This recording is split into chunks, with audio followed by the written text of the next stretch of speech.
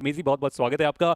Expectation मुझे लगता है ना कि पिछले वीक में जिस तरीके से आप बात कर रहे थे कि कहीं पे कुछ प्लेइंग फोर में बदलाव होना चाहिए, वो प्लेइंग फोर में बदलाव हमें होता हुआ देखने को मिला टीम एपिक्स की तरफ से, और उसका फायदा आप देखिए विनर विनर चिकन डिनर। और अच्छा है कि ज्यादा इंतजार नहीं किया गया। जस्ट एपिक्स की बात नहीं है, यहाँ पर आप मैड किंग्स को भी उसमें काउंट कर सकते हैं। जैसे मैं कह भी रहा था कि या तो आप हर्ष को लीजिए या फिर आप रेडन को लीजिए, वो दोनों ही प्लेयर अभी अगर हाल फिलहाल के आप इवेंट्स देखते हैं तो वो फॉर्म उस तरीके से आपको देखने को नहीं मिली है। पर ऐसा नहीं है कि वो दोनों प्लेयर अच्छा नहीं खेलते या खेल नहीं सकते, बस उनको थोड़ा समय चाहिए। अपना एक स्वीट टाइम प्लेयर्स लेते हैं अपने आप को प्रिपेयर करने के लिए। देन अगेन जब खेलने के लिए आते हैं तब शानदार मुकाबला उनका चलता जरूर है, पर जब तक उनका दिन नहीं चल रहा है तब तक बाकी जो प्लेयर्स हैं आप उनको ट्राई कर सकते हैं। और आप सोचिए, ट्राई करने का एक बढ़िया जो रिजल्ट है वो मैड किंग्स को भी मिला है और साथ में टीम टीएजी को भी मिला है। जी हाँ, दोनों को लिए काफी अच्छा मैच यहाँ पे साबित हुआ। वो भी फर्स्ट टाइम पॉप इन कर चुके हैं और जॉनथन वो सरवाइव करके जाएंगे अपनी टीम के लिए, और साथ ही साथ ये winner chicken dinner team Epics के खाते में जाता हुआ ये इंपॉर्टेंट गेम, और वहां पर जॉनथन अपनी टीम से ऑन टॉप 7 फिनिशेस के साथ।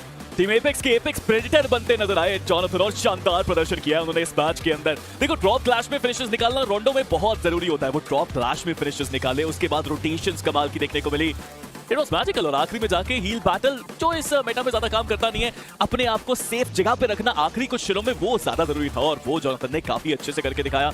लेकिन कहीं ना कहीं क्रैक्स ने भी काफी अच्छा खेला। वो 1v2 जो उन्होंने किया वो भी बेहतर साबित हुआ, बट टीएजी रेलेगेट होके आए, बट अब लग रहा है कि प्रमोशन ज्यादा दूर नहीं। और यही हम बोल रहे थे कि 6 मैचेस के बेसिस में आप पूरे तरीके से ये बयान नहीं कर सकते, किसी के फॉर्म को आप कुछ नहीं बोल सकते, लाइनअप जो बनी है उनके बारे में ज्यादा सवाल आप नहीं उठा सकते। थोड़ा टाइम यहाँ पे लगता है उस सिनर्जी की बात कर ले, और वो सिनर्जी हमें इस मैच में जरूर इनकी तरफ से देखने को मिली। इनिशियली बहुत पहले आखिरी स्टेज तक आते आते अपने एक प्लेयर को गवा दिए थे, और 3 प्लेयर्स के साथ धीरे धीरे मूवमेंट की गई, जल्दबाजी नहीं की गई। उन्हें पता था कि हमारे पास जितने फिनिशर्स आने थे वो ऑलरेडी हम निकाल चुके हैं, हमें चाहिए वो चिकन डिनर, जो थोड़ा मुश्किल होता है इस तरीके के मैचेस में। और जेली का जो डिसीजन था उसका फायदा सीधा winner chicken dinner. Actually rotations भी काफी अच्छी जेली की तरफ से, इवन पंक ने रोटेशन काफी अच्छी करी थी वहां पे। बट अभी के लिए चलते हैं एमवीपी, देखते हैं कि इस मैच का कौन। Who else, it is TAG Jonathan. 7 finishes निकाले, 811 का डैमेज दिया।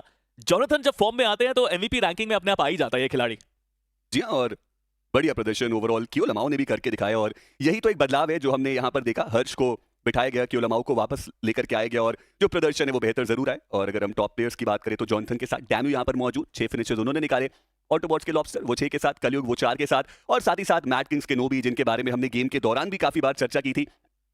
एक बढ़िया खिलाड़ी है, और मैं उम्मीद करता हूं कि कंसिस्टेंसी हमें इनके द्वारा भी देखने को मिलेगी। जी हाँ, बेहतर प्रदर्शन यहाँ पे इन सभी प्लेयर्स ने करके दिखाया। में एज ऑलवेज ज्यादा इंतजार करना नहीं पड़ा, और जॉनथन काफी अच्छे अपने ग्रेनेड के साथ भी, क्लोज रेंज के साथ भी, और जो इंपॉर्टेंट कड़ी थी जहाँ पे थोड़ा रुकना भी था वो भी काफी अच्छे तरीके से इस राउंडो में वो डिलीवर करके गए। जी हाँ, काफी अच्छा खेला इस मैच के अंदर, काफी team work oriented game play भी देखने को मिला, तो अच्छा था। रोटेशन के साथ साथ ये डेवलपमेंट जो फॉर्म की आई है वो भी काफी बेहतर साबित हुई। ट्रॉय तमिलन, इनका भी अभी एक गेम इतना कुछ खास गया नहीं, थोड़ा सा और एक्सपेक्टेशंस के साथ अगले मैच में आएंगे। 2 इरांगल अभी भी खेलने हैं यहाँ पे ग्रुप सी को, और प्रमोशन रेलीगेशन का सिलसिला दोबारा से काम में। मुझे लगता है 3 मैचेस के बाद एक क्लियर पिक्चर देखने को मिल सकती है। और आगे वहां पर डाउन होते हुए नजर आए। बाय द वे, और मैन एडवांटेज के साथ वहां पे मौजूद थे, वो ग्रेनेड इंपॉर्टेंट था, और उसी के बदौलत वो 21 अंक जो टीएजी इस मुकाबले से लेके गए। जेनेक्स एफएम क्लोज सेकंड 21 उनके पास भी हमें देखने को मिल रहा है, और बढ़िया ओवरऑल प्रदर्शन वो जेनेक्स एफएम ने भी दिखाया, गिवन जो उनका पिछले वीक का परफॉर्मेंस था। जी हाँ, लाजवाब 21 टोटल पॉइंट उनके पास भी है, और अभी काफी देर तक सर्वाइव करते नजर आए। और उसके बाद भी सच में मैड किंग्स जिस उम्मीद से आए हैं वो उम्मीद उनकी पूरी होगी, और करना भी चाहिए, क्योंकि ज्यादा मैचेस हैं नहीं, और आपको जब तक वो कॉन्फिडेंट नहीं फील हो रहा है तब तक आप वो बदलाव कर सकते हैं। जब वो फेल हो जाए फिर आप जाके उस पर स्टिक करके बाकी सारे मैचेस खेल सकते हैं। दूसरी तरफ जॉनथन, उन्होंने 7 एसिस्ट के ऊपर वो अटैक करना स्टार्ट किया। पहला कंफर्मेशन टीम एपिक्स के पास भी हमें जाता हुआ देखने को मिल जाने वाला है।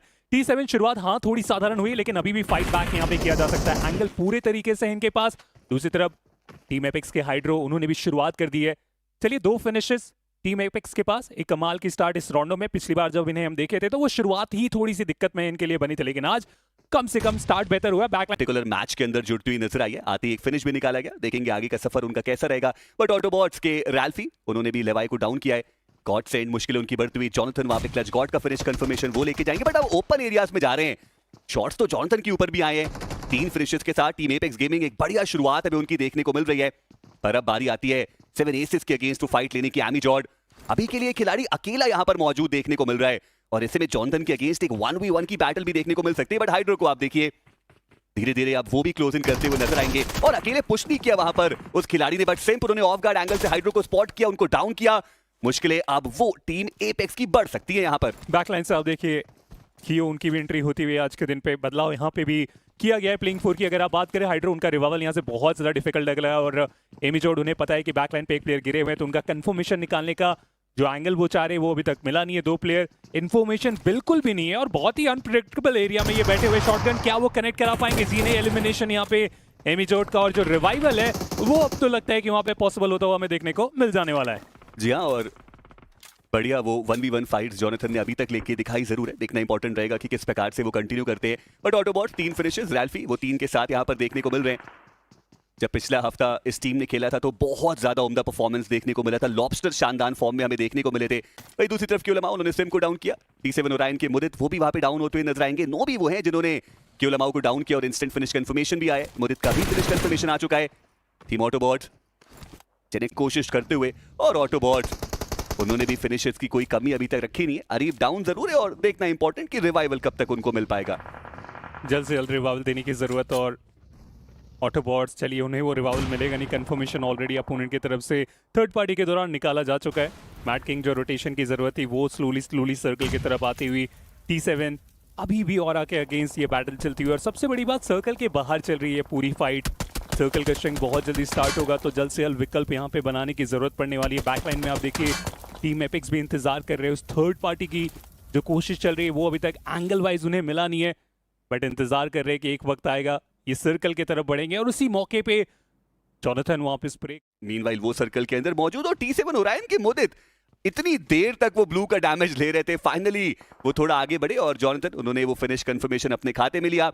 और मैं टीम एपेक्स गेमिंग की पोजीशनिंग देख रहा हूं, आप जेली को देखिए वो सीधे सर्कल के सेंटर में पहुंच गए।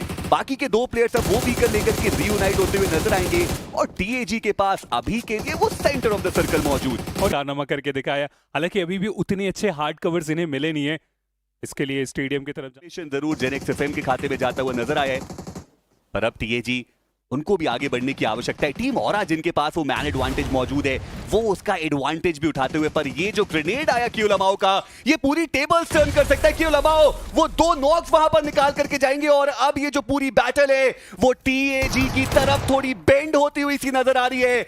नोवा फिनिश कंफर्मेशन जो आ चुका है TAG के पास, पर अभी भी थोड़ा और सेंट्रल एरिया की तरफ जाना पड़ेगा और उनके सामने चुनौती जेनेक्स एफएम की जरूर रहेगी। उनके प्लेयर्स वहां पे गिरे हुए हैं, तो ऐसे में जो सबसे बड़ा चैलेंज है वो किया 7SS के आखिरी प्लेयर जो सरप्राइज देने के लिए यहाँ पे इंतजार कर रहे हैं।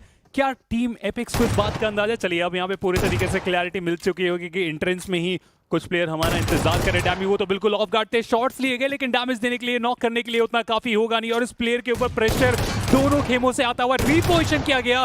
टीम एपिक्स को लगा कि वो सामने वाले गेट में, लेकिन प्लेयर घूम के सौर आ गए थे और जब तक इन्हें उस बात का अंदाजा लगा बहुत ज्यादा देर, हालांकि कंफर्मेशन के लिए वो एंगल अभी तक मिला नहीं। ऑफ गार्ड हुए तो सामने से शॉट्स आ सकते हैं और उसी बात का ध्यान रखते हुए जेली बैकलाइन पे वो भी इंतजार करते हुए ये शॉट डिसाइड करेगा कि कौन ये बैटल जीतने वाले। बट जेली एक और प्लेयर को गिराएंगे, एक और प्लेयर का कंफर्मेशन। ये क्या कर बैठे टीम एपेक्स, लग रहा था इस बैटल को आसानी के साथ जीत के जाएंगे, बट जॉनथन रहेंगे जो कि आखिर में आके इस पारी को संभाले। 11 फिनिशर्स TAG के पास और अब एक 1v1 की सिचुएशन हमें देखने को मिलती हुई जेनेक्स एफएम, और उनको भी उतनी ही ज्यादा शिद्दत से इस चिकन डिनर की आवश्यकता है। पर जॉनथन क्या वो ऑफिशियल टूर्नामेंट का पहला चिकन डिनर TAG के खाते में लेकर के जा सकते हैं? वो देखने वाली बात जरूर। और मुझे लगता है कि ये बारी थोड़ी हील बैटल की तरफ जाती हुई नजर आ रही है, क्योंकि वो खिलाड़ी तो नीचे ही फंसता हुआ नजर आया, वो ऊपर आ नहीं सकते। एक फर्स्ट एड जो जॉनथन के पास मौजूद, पर उन्होंने भी अपने आप को बूस्ट किया नहीं और ऐसे में ये चिकन डिनर किसके पास जाएगा? डैम्यू वो फर्स्ट एड वहां पे पॉप इन कर चुके हैं, जॉनथन वो भी फर्स्ट एड पॉप इन कर चुके हैं और जॉनथन वो सर्वाइव करके जाएंगे अपनी टीम के लिए और साथ ही साथ ये winner chicken dinner team apex के खाते में जाता हुआ। उनके लिए कि आसपास अभी कोई टीम है नहीं और कोई रश नहीं करने वाला वहां पे उनके शैक के ऊपर, बट रश तो यहाँ पे करना है। TAG जोन के अंदर एंट्री बनानी है और जॉनथन ये जिस फॉर्म में खिलाड़ी चल रहा है वो शानदार है। अब मुश्किलें हैं टीम ऑटोबॉट्स के लिए कि कहां जाके वो होल्ड करेंगे, बट अगर जॉनथन फॉर्म में है तो भाई लॉबस्टर भी फॉर्म में है और ये शानदार फॉर्म में है। सीधा हाइड्रो को गिराया but Jonathan takes another one down. He is truly becoming a monster in this one. देखो रिस्पॉन्सिबिलिटी थोड़ी सी ज्यादा भी जॉनथन के कंधे पे है इस बार और इसलिए वो और भी बेहतर खेलते हुए तो फ्रैग सिक्योर हो चुके हैं। हाइड्रो को भी लग रहा है कि जेली रिवाइव दे ही देंगे। जी हाँ, जेली वहां पर गाड़ी से बग्गी को रोकने की कोशिश कर रहे थे क्योंकि उनको भी पता है कि वो बग्गी नीचे चली ही जाने वाली है। अरीब वो गाड़ी लेकर आए, हाइड्रो वो एलिमिनेट हो गए, वो बग्गी वहां पर ठीक समय पर रुकी ही नहीं और मुश्किलें हाइड्रो के लिए थोड़ी सी ज्यादा हो गई। रिवाइवल पूरी तरीके से वहां पर एग्जीक्यूट होता पर बग्गी का पिछला टायर फटा हुआ था, ढलान से वो गाड़ी नीचे जाती रही। पर अरीब एक्स्ट्रा फ्रैग्स अपनी टीम को दिलाए जरूर, पर लिवाए एक और ग्रेनेड और फाउल, उनको रिवाइवल अभी तक वहां पर नहीं मिला और वो प्लेयर नीचे गिर चुका है। पशयान फाइनली वो ग्रेनेड लॉब्स्टर डाउन एलिमिनेट हुए, पर कियो लमाओ गॉड्सरेन के 2 प्लेयर को डाउन किया है उन्होंने वहां पर। गॉड्सरेन ने सीधा पुश कर दिया टीएजी के ऊपर, बट वो पुश खतरनाक साबित होता हुआ। जस्टिन अभी भी अपने प्लेयर्स के पास है, क्या जस्टिन क्लच करके दिखा सकते हैं? कियो लमाओ इज डाउन। जॉनथन नीचे से नेड वो भी कुक करते हुए, जेली नेड्स उनकी तरफ से भी आ रहे हैं, बट आसान बिल्कुल नहीं होगा यहाँ पे जीत पाना। हालांकि कियो लमाओ जस्टिन की पोजीशन के बारे में बता रहे हैं, नेड्स कहां डालनी है वो बता रहे हैं, बट जॉनथन का नेड, कियो लमाओ वो ज्यादा दूर जा नहीं पाए, उस नेड का शिकार हो गए। चली वो भी डाउन यहाँ पे हुए और जॉनथन आज भी प्लेयर बचे हैं। एक 1v2 के सिनारियो के अंदर इस जोन के अंदर वाली जगह को संभालना वो ज्यादा जरूरी उनके लिए। देखिए जस्टिन ने मोलोटॉव करके डेल्टा को एलिमिनेट किया, जॉनथन निकल गए एंड लॉब्स्टर जो आखिरी प्लेयर बचे हुए थे उनका भी एलिमिनेशन बहुत पहले हमने देखा था। नियो वो भी कंफर्म करेंगे जॉनथन को, यानी कि टीम एपेक्स गेमिंग इस मुकाबले में भी बढ़िया प्रदर्शन रहा जहां पर 3 प्लेसमेंट पॉइंट मिले और साथ में वो 4 फिनिशेस। आपको चाहिए कि आप कंसिस्टेंट रहे सारे मैचेस के अंदर, और अभी तक टीएजी बहुत ज्यादा इंप्रूवमेंट पहले हफ्ते से दिखाई है उन्होंने। डैमेज तो काफी अच्छा दिया गया और उन्हें भी पता है कि 2 मैचेस में इतने पॉइंट्स तो निकाल लिए गए कि एक और अच्छा मैच यहाँ पे हम ढूंढ पाए एवरेजेस और उन फिनिशेस के बदौलत। तो फिर आज ही के दिन पे पूरा काम ऑलमोस्ट हो सकता है। पंक ट्रू रिपर्स अभी तक रुके नहीं है, ट्राइटलिन के प्लेयर को स्पॉट किया गया। हालांकि जेली भी ट्राई कर रहे हैं कि वहां से थर्ड पार्टी के दौरान कुछ फिनिशर निकाल के जा पाए और उसमें जॉनथन कामयाब हो गए। पहला फिनिश पॉइंट निकाला गया टीम एपेक्स की तरफ से और जॉनथन आज के दिन पे बहुत अच्छे फॉर्म से चल रहे हैं। ट्रू रिपर्स टर्म में उनकी भी मुश्किलें बढ़ाई गई है, उनका कंफर्मेशन लिवाई की तरफ से आएगा। जीडीएस फिनिशेस की शुरुआत उनकी तरफ आती हुई।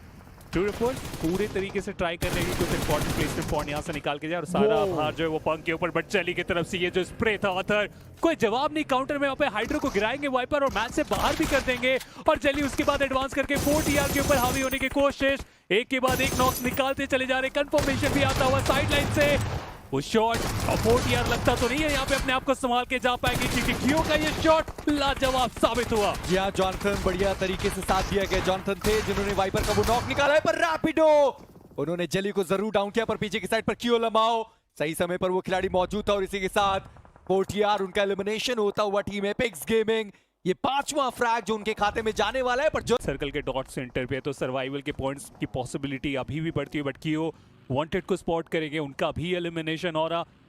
कोई बहुत बड़ा मैच उनके लिए बन नहीं पाया, बट 20 के ऊपर स्कोर 3 मैचेस के बाद एवरेज ही कंसीडर होने वाली है क्योंकि 30 के ऊपर बातचीत जरूरी। उतना अच्छा नहीं गया और ये तीसरा मुकाबला जहां पर ऑडरबॉट्स कुछ भी नहीं कर पाई। बट इन सब चीजों के बीच में टीम एपेक्स सर्कल का जो एंगल चाह रहे थे वो उन्हें मिल चुका है, लेकिन डाउन द ग्राउंड से गॉड्सरेन को चैलेंज करना क्या आसान होने वाला है। ब्लिंक के भी प्लेयर साइडलाइन पे वो इन्फॉर्मेशन निकालने की कोशिश में आए हैं।